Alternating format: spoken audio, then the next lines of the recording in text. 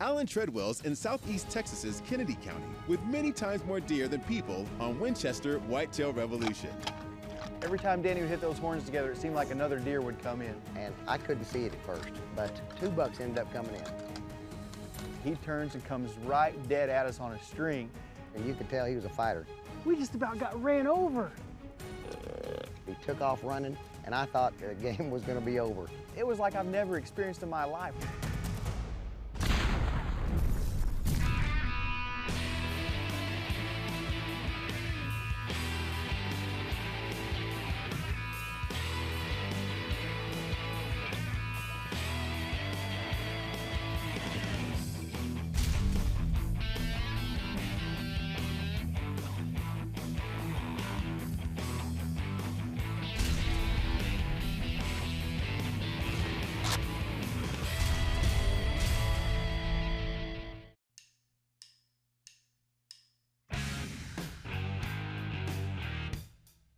The rut is on in southeast Texas.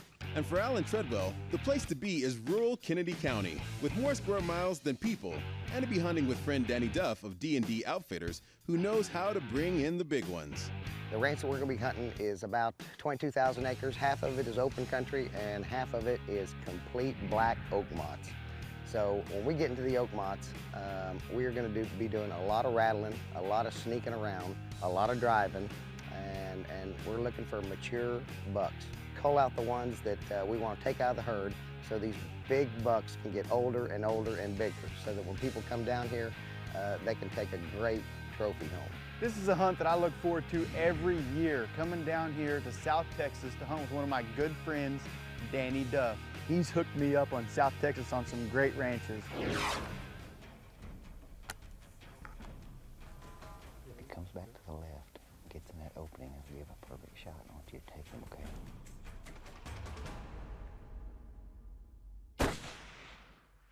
Yes, sir. Yes, good shot. Yes, Way to sir. go, Alan. Good job, Bethany. What a stalk. A lot of the innovations that we see now in deer management, as far as crops and rotations and time of year and harvest, when to take a big buck and when not to, and let him grow another year, that stuff came out of Texas because those people are innovators down there. They've got the land and they've controlled it well enough that they can do that. You know, in a place like Indiana, Illinois, you can't let a big buck walk and hope you're going to get him next year, because he'll walk across the fence to the neighbors and he'll take him this year. But in Texas, you can let that deer walk because he's got 10,000 acres to live on. And he's not going to go that far, so he's going to be there next year. That's wonderfully educational. Those people down there have really figured it out. Our camp is right here, and we have driven, I mean, just about every road. I mean, you get lost in here real easily, especially on a cloudy or foggy morning. We come down to this place and we start looking at the aerial view, and you start seeing that they have several feeders on the ranch. Low fenced ranch, and they run 50 feeders. You start thinking about 50 feeders on 20,000 acres, that's not very many. What that does just gives the deer the protein, some nutrition that they need if they can't find it out in the wild, to support the amount of deer they have in an area like this. And we'll be looking around each feeder. We'll be looking for, of course, buck rubs and see how much action is around there. Although we weren't hunting over the feeders at all, I wanted to go in and see what was in certain areas, because there may be one feeder per 1,000 acres. So I hung some trail cameras on these feeders, knowing that the deer, that's going to be my best chance of getting pictures of these bucks coming to an area that they know that they're not getting pressured at. And if we got a picture of a good buck in one of these areas, we would go concentrate on that area and try to rattle this deer in or spot and stalk through that area. Let's see what's coming in here. See if we need to hunt this area or not. Beautiful back here. We're looking around each feeder for signs that bucks are around. When we find that, we try to find good locations where we can see. Now, this is thick stuff, but it is a cattle ranch, so they have beaten down the grass a little bit. Rather than wait for the trail cams to show them where the big bucks may be, Allen and Danny stake out a mott, the Texas name for a stand of oaks, to see what they can rattle in. I'm ready, man.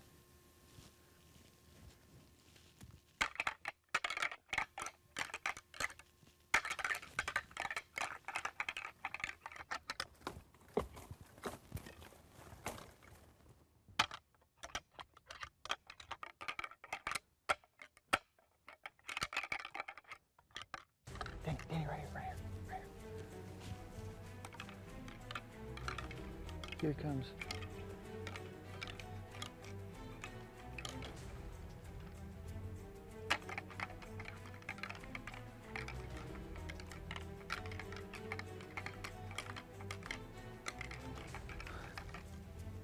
a young deer. There he goes. It's cool, brother. God, I love this. Let go. It happens so fast. You just keep running. You know, I've been up hunting and rattled, and 2 or 3 minutes later, here comes a deer in, and I'm pretty sure that I rattled him in, but I don't know for sure. But on this hunt down here, there was no doubt that this buck was coming to horns. You know, there's a difference between a deer coming in looking at feed, you know, rather he's coming in to fight. Because when you rattle that, he's looking for confrontation. When they hear a set of antlers clash together, their immediate thought is 2 bucks are fighting over an available doe. And if I can slip in and get that doe from those 2 bucks that are concentrated on fighting, that's going to be 1 more doe I'm going to get to breed.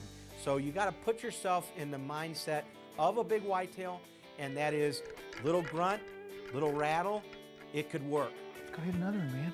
This is awesome. The rattling action's just beginning on Winchester's Whitetail Revolution. It was like I've never experienced in my life. We would sit down, hit the horns together. It wasn't 30 seconds, and here come this buck just come running into us.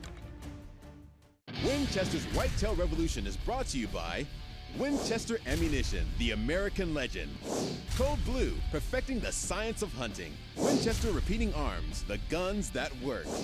Redfield, the soul of the American hunter. And by Browning, the best there is.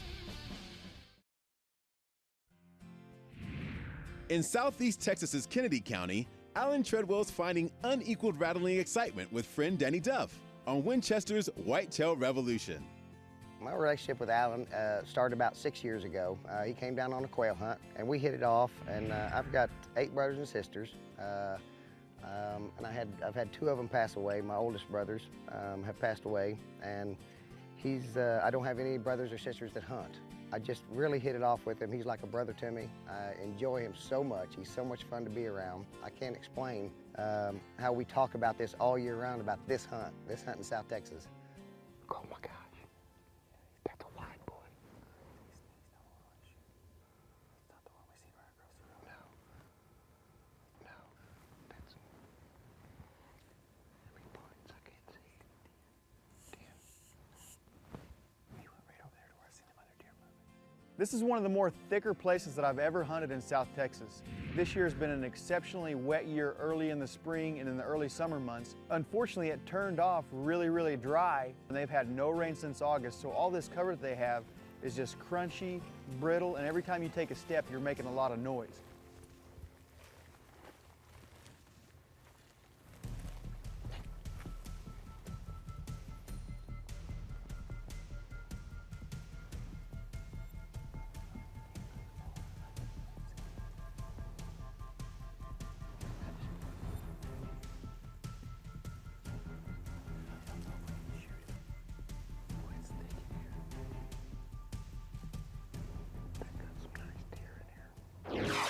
That old buck had us pegged before we ever seen him. When we seen him, he was looking straight at us. Dang good buck. Awesome buck. Big 9. We keep after it though. Golly, it's just, this crunchy stuff is just killing us right now. Now what we got going for us on this hunt is it's a real sandy soil. And we were utilizing all these trails and getting on these trails and being real quiet, stepping on the sand, coming to an area that we thought would work. So we like to get in where they can't recognize us and just start slapping the horns together. This is gonna be hopefully a rattling bonanza, and I'm looking forward to it. Allen and Danny use antlers in action to fire up whitetails. For David Morris, rattling is dual purpose. He edifies sound camouflage on this Tecumseh trophy tip. Hi, I'm David Morris.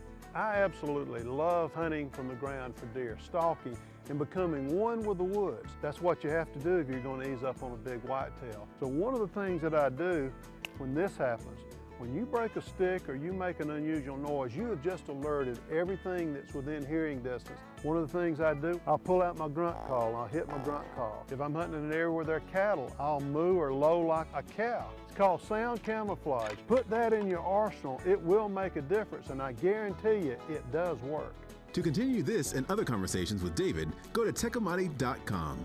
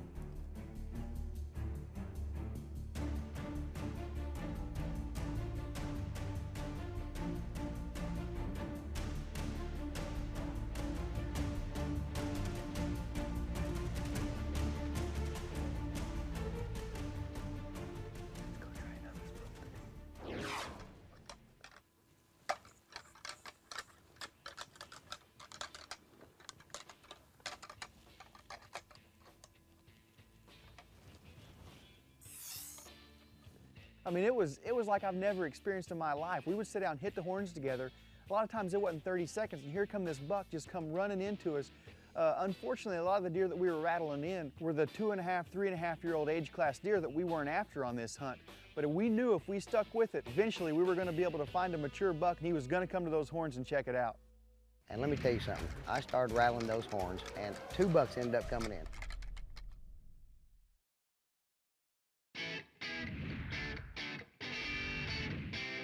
Allen Treadwell's on the move with friend Danny Duff in Southeast Texas. And so are the deer on Winchester's Whitetail Revolution.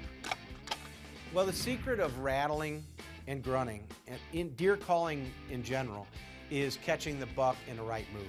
If you catch that buck in the right mood, you're going to call him in. And if he's not in the right mood, it doesn't make any difference what you throw at him. Throw the kitchen sink at him, he's not coming in. Doesn't mean it's easy, doesn't mean you're going to rattle in the right whitetail on that hunt. But one thing you have to keep in mind is wind direction. If you make sure your setup is where a whitetail cannot get downwind of you, you're going to increase your success with rattling and calling big whitetails. A lot of times when you hunt, the best times to hunt big bucks, first thing in the morning, last thing in the evening. That's really when you see them up on their feet moving around. But with the rut going on and the horns working as well as they were, well, we were doing it just about all day long. Right after lunch, we decided to go ahead and just get after it. It was about 1 o'clock, and we wanted to go pick up one of Allen's trail cams. You know, we're not hunting these feeders at all, but it's a good place to hang your camera to see what's coming into the area.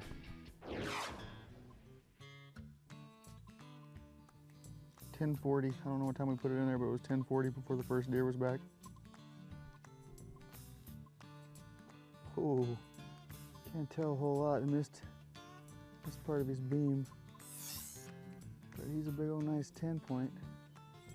Bunch of pictures. Cool, man. This is the spot we are to concentrate on, do a little rattling around here. There's some good deer using this area. There's a pretty good 10 on there. Yeah. Yeah, pretty good 10, a real wide 8. And another old mature 8 too. So there's like 3 bucks right there. Good. So on our way, we stopped at close to a feeder. It looked like a good place. There was a big oak mott on one side, or a big oak tree on one side, and a big oak mott just basically surrounded the whole thing with an opening in between. Alan, this is a perfect spot here. We got the wind coming across like this. We can hide in this little oak mott. I'm gonna get down here deep so I can see the other side, so if something sneaks up and you'll have this part covered. This is perfect. It's a good opening here. Let's just check it out and see what happens. Not as thick as everywhere else is. I decided to get back in the oak mott, and I sat on a tree, and Alan stationed himself where he could see this big opening on this side, and I could see behind him. All right, Danny, go ahead.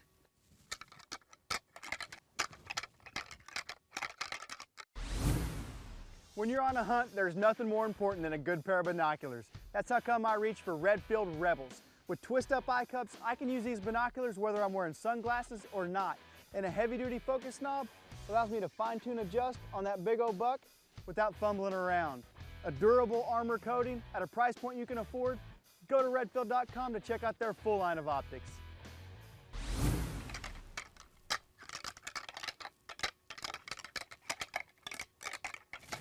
Right here.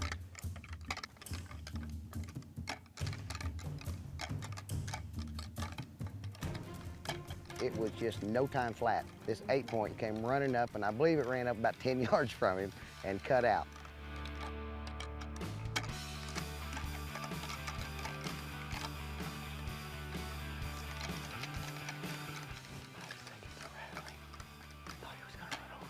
Got right in front of us before he ever realized the gig was up, turned and took off. And I'm sitting there watching him leave, and I turn back as he's cutting back through the timber, and I see deer moving in the background. Comes another buck right here. He's walking, coming in more cautious. Pretty good buck. I didn't see him until he came out because I was so hidden back in there, and I had the other side. And sure as heck, right whenever he's starting to come to us, Danny quits rattling. And the buck just freezes and stands there and looks at us. I turn around, I'm like, come on, Danny, keep it coming, keep it coming.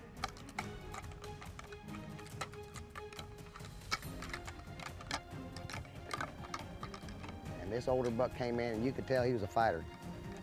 Here he comes, here he comes. He turns and comes right dead at us on a string. Winchester's Whitetail Revolution is brought to you by Winchester Ammunition, the American legend. Cold Blue, perfecting the science of hunting. Winchester Repeating Arms, the guns that work. Redfield, the soul of the American hunter. And by Browning, the best there is. Allen Treadwell's Southeast Texas hunt with friend Danny Duff has been all about rattling up big bucks on Winchester's Whitetail Revolution. Comes another buck right here. And this older buck came in and you could tell he was a fighter. Here he comes. Here he comes. He turns and comes right dead at us on a string. And he gets about 50 yards in front of us, facing at us. It's a shot that I wasn't comfortable taking. It's not a bad shot, but I didn't want to shoot this deer facing me. And as soon as he turns to give me a broadside shot, he's leaving. The gig is up. He might have picked Allen off, I'm not sure, but he took off running. So I slapped those horns together one more time, and luckily he stopped, turned for a split second.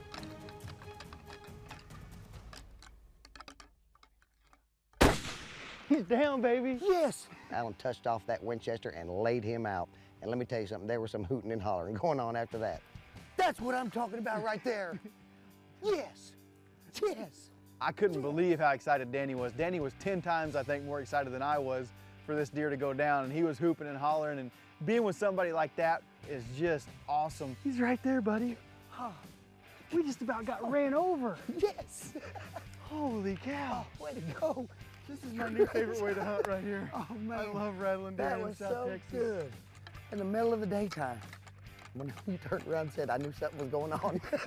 Yeah. So I started slamming him.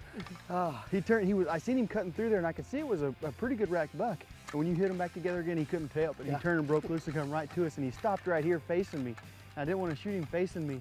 And he turned sideways and he ran over there for one last look back, and buddy, good night. I thought he was gone. laying. I thought he was gonna run off, and then when he turned around the corner, I knew it was all over. And that Winchester E-tip did a number on him. That old dude went straight down. And be able to fool one of those big mature bucks and rattle them in like we did was just such a relief, as hard as we've been hunting and as hard as we've been walking around and trying for things to work. Let's check him out, man. Let's go take a look at that guy. Oh, gosh, Danny. That was awesome. I tell you what, buddy, we have seen some freaking giant deer, but in these oaks, they just don't give you any time. No. This is like, what, like the sixth or seventh buck we've rattled in for the last day and a half. Kind of started keeping track of how many times the deer had came in, and we made 12 sets where we sat down and rattled, and of those 12 sets, 7 times bucks came into us. Most of them were younger bucks, but every now and then you get lucky. Boy, that's a nice old buck right there. Yeah, look at all this character down here. Yeah. He's an old mature deer. Look at that. There's like I said, we've seen some absolute giants down here, but in this brush, you can't do nothing. No, absolutely you nothing. almost have to either, somebody has to sit in a blind or something, which we don't like doing, or rattle them in, and this is the time of year to do it. The peak of the rut down there is so much later than everywhere else. Most of the country, you're talking middle of November, maybe a week before, so say November 6th through Thanksgiving, whitetails are going crazy almost everywhere. Way north in Canada, clear down into Kansas, you've got the whitetail rut. Rut's over, game's over, wait till next year? Why not go to Texas? Because they've got another month before the rut kicks in down there. So it's really a nice advantage. You've got another month where you can hunt in a place that's not gonna freeze you to death like the northern country. And it's still whitetails, they're still rutting, scraping, fighting, you name it. All the action is down there. It's just wonderful to have that opportunity. Let me tell you why you come down to Texas to hunt, and I think people love to come down here, is the amount of game is completely amazing. You've got whitetail deer, nilgai antelope, turkeys, coyotes, javelinas, hogs, dove. We have everything down here to hunt. Heck yeah, brother. I'm excited. We popped this deer's mouth open and look at his teeth. You can see they're literally down to the gums, just worn flat. He's a little older than I thought, so that makes me even feel better about being able to rattle that guy in the middle of the day. Literally could have been his last year to survive. No teeth, can't eat. Heck yeah. He was definitely past his prime, super mature, so it was the perfect buck to take out of the herd. Would not have killed him if we weren't out there hitting the horns together, and that's a rewarding hunt. All right, well, we better take a little map with us just in case, because that's Definitely. a big property. And a compass. Come on.